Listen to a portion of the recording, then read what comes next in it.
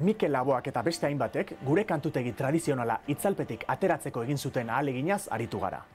Baina urte haietan dena zijoan oso azkar. Eta apenas hamarkada bat geroago, beste gazte batzuek tradizio alde batera utzi eta Britainia handiko punk erritmoak euskaraz emateko erabakia hartu zuten. Nire aldameneko hauek adibidez, pioneroak izan ziren horretan. Isilik inola ez hobeda abestu. Ongi asmatu duzue, ertzainak taldea zari naiz. Laboak, Letek eta konpainiak eskenatokiak euskaraz kantuan jarri zituzten. Hauek ordea, sutan jarri zituzten.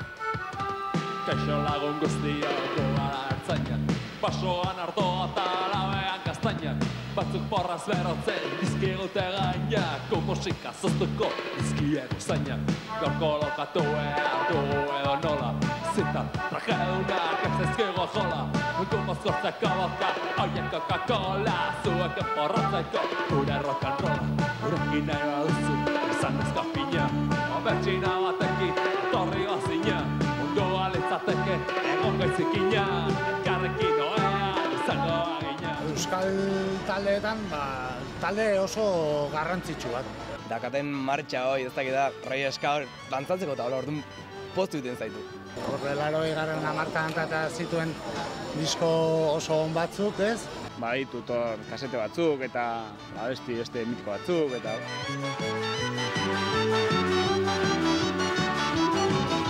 Txori ez zelaietan, kokagaria, kokanutotarako nahiago maria, gozatu bainoen, rasta paria, hori duzu hartainok nahi dugu saria.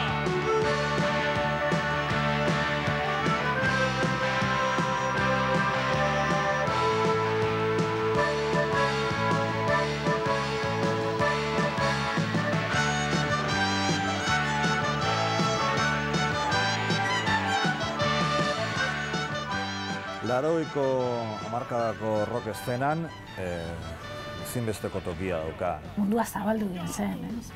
Halako batean rock and rollak ere euskera hartu zuen, ez? Euskal estereotipo tipikoarekin apurtzen da bai. Euskaldun kantautore gitarra dunegaz apurtzen da bai. Euskera zebesten dagoenagaz apurtzen da bai. Aita sortu ganxoa puzkarre zakatu! Dorzalea dena, gertura gadia, babazarako presparak eta pusida, taiguruan ditut, eskatu pipila, ormoa berak eta gorak azakila, taiguruan ditut, eskatu pipila, ormoa berak eta gorak azakila, taiguruan ditut, eskatu pipila, ormoa berak eta gorak azakila. 70. hamarkadaren ondarretan sortu zen ertzainak Gasteizen.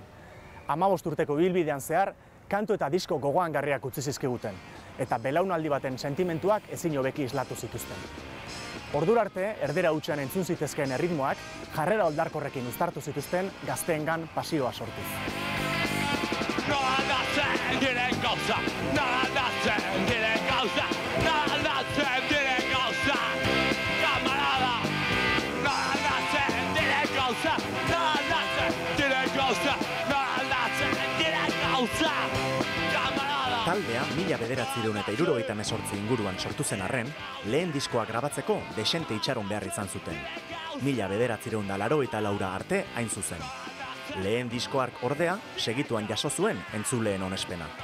Etxo, Bakean utzi arte, Ta zer ez da berdin, Sibispazen Parabellum eta beste hainbat kanta mitiko gordetzen zituen diskoark. Hurrengo urteetan, ziztuan atera zituzten beren ibilbideko disko guztiak. Hau dena aldatu nahi nuke, salda badago, amets prefabrikatuak. 1981an 3 disko eman zituzten argitara. Honena, zuzenekoa eta mundu berria daramagu bihotzean. Handik urte batera, 1982an denboraren orratzak albuma atera zuten. Izenburu esanguratsua azkena izango zen disko hartarako. Neguaren bihotzeko begira zaurituak, gurutzatzen ditugu plaza desolatuetan, gerra garaien mehatxuak airean doaz, justiziaren larru beltzak sardeskatuz, denboraren orratzak. Radikal Basko delakoak mugiarazi zituen milaka eta milaka lagun, ez? Eta nik uste dut gaur egun dagoen talde bat ez dagoela ertzainak eraginik ez dakona. Josi asmoz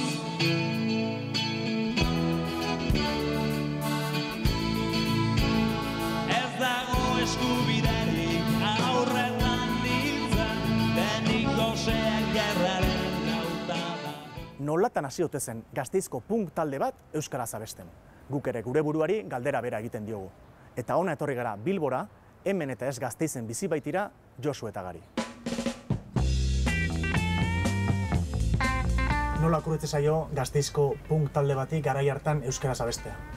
Tiraz esan duen, punk talde bat, bali? Venga, hasi Josu. Bez, hasi ginen benetan punk talde bat bagina, zentzu filosofiko oso orokor batetik.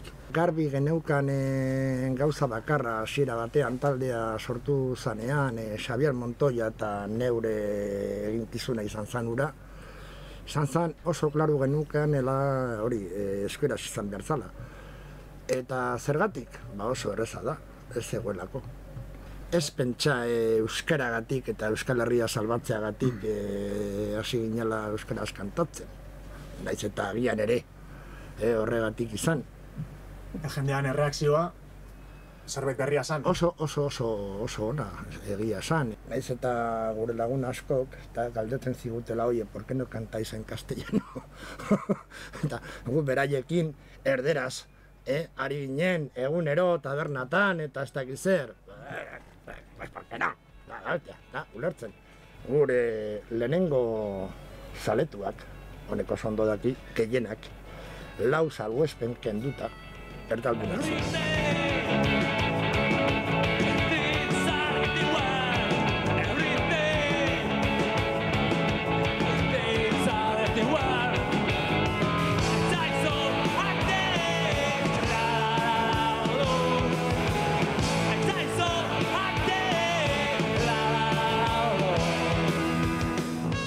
Erradikala eta euskalduna izan arren, euskal rockak gaztelaniaz egiten zuen 80. hamarkadaren hasiera.